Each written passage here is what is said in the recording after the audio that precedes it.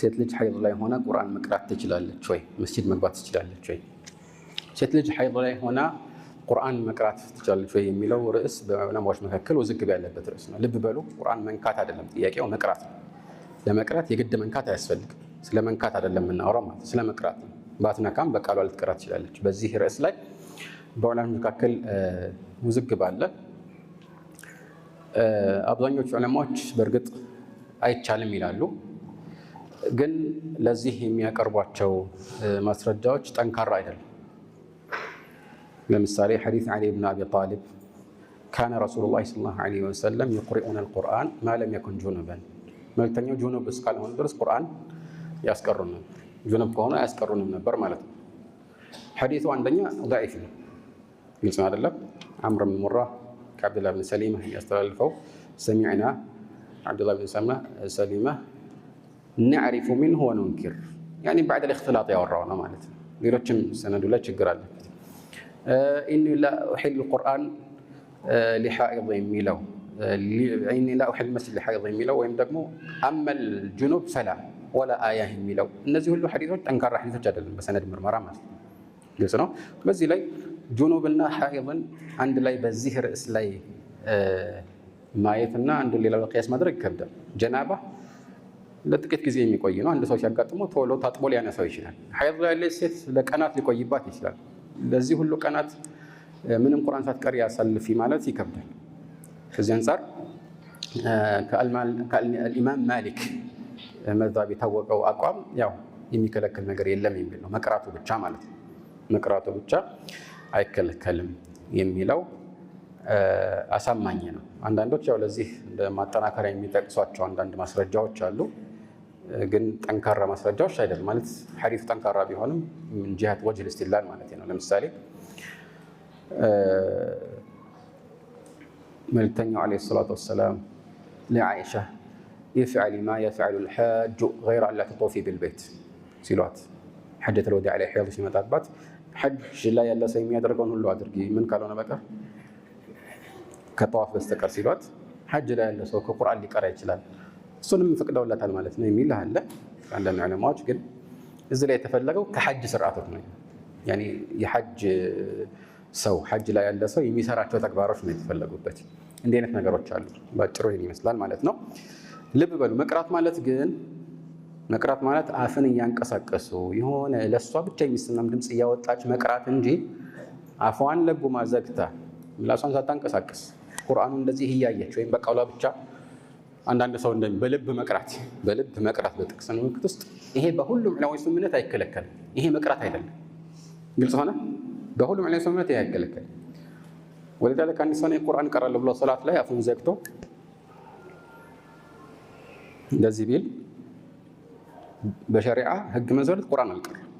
እሱ እየቀራ ነው በውስጡ አልሐምዱሊላህ ረብል ዓለሚን ምናምን የሚለውን በልቡ እየቀራ ነው። በሸሪዓ በልብ መቅራት የሚባል የለም። መቅራት ከተባለ ምላስ መንቀሳቀስ አለበት ማለት ቃሉ ቢያንስ ለሱ በሚሰማ መልኩ ባይሰማ እንኳን ያኒ ቃሉ መውጣት አለበት። ገባችሁ አይደል? በዛ መልኩ ነው መሆን ያለበት። እሱ ከሆነ ነው ጥያቄ ማለት ነው። ቁርአንን መንካት በተመለከተ ግን እዚህ ላይ ባይጠየቅም በአራቱ መዛብ ይሄ ክልክል ነው። ሐይድ ላይ ያለ ስንት ውዱእ የሌለውም ሰው የተሻለውም እሱ ነው። መልእክተኛው ዓለይሂ ሰላቱ ወሰላም በጻፉት ደብዳቤ ላይ ሐዲስ ዐምር ኢብን ሰሊማ ዐምር ኢብን ሐዝም ማለት ነው ሐዲስ ላይ ሐዲስ ሙርሰል ቢሆንም ምን ብለዋል? ላ የመሰል ቁርአን የላኩት መጽሐፍ ነው። ላ የመሰል ቁርአን ኢላ ጣሂር ብለዋል። ጣሂር የሚለውን እዚህ ላይ ሙስሊም ብለን መፈሰር ይከብዳል።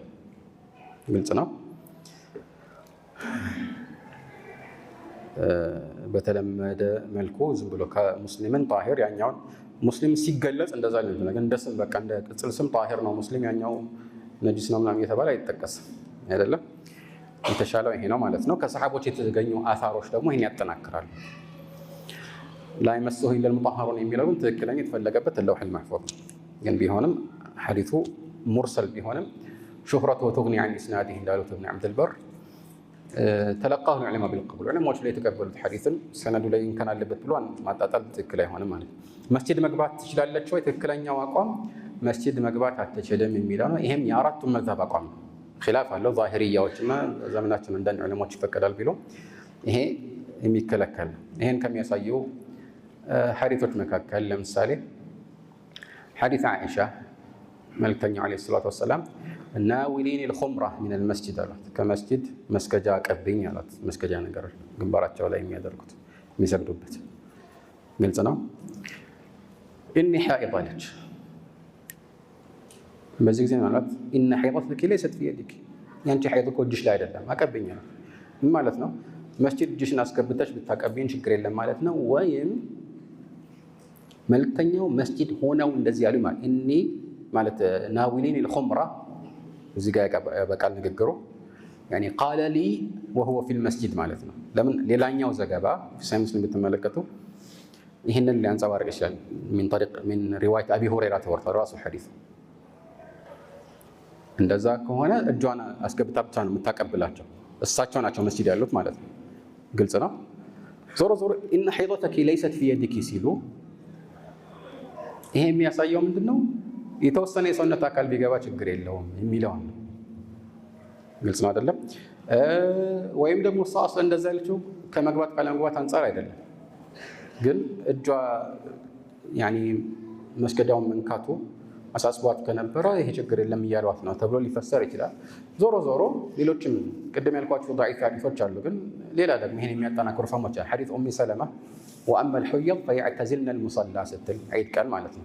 ሐይድ ያሉ ሰዎች ግን የሚሰገድበት ቦታ ይርቃሉ፣ ታወቀ ነው፣ አትገባም ማለት ነው። ግልጽ ነው።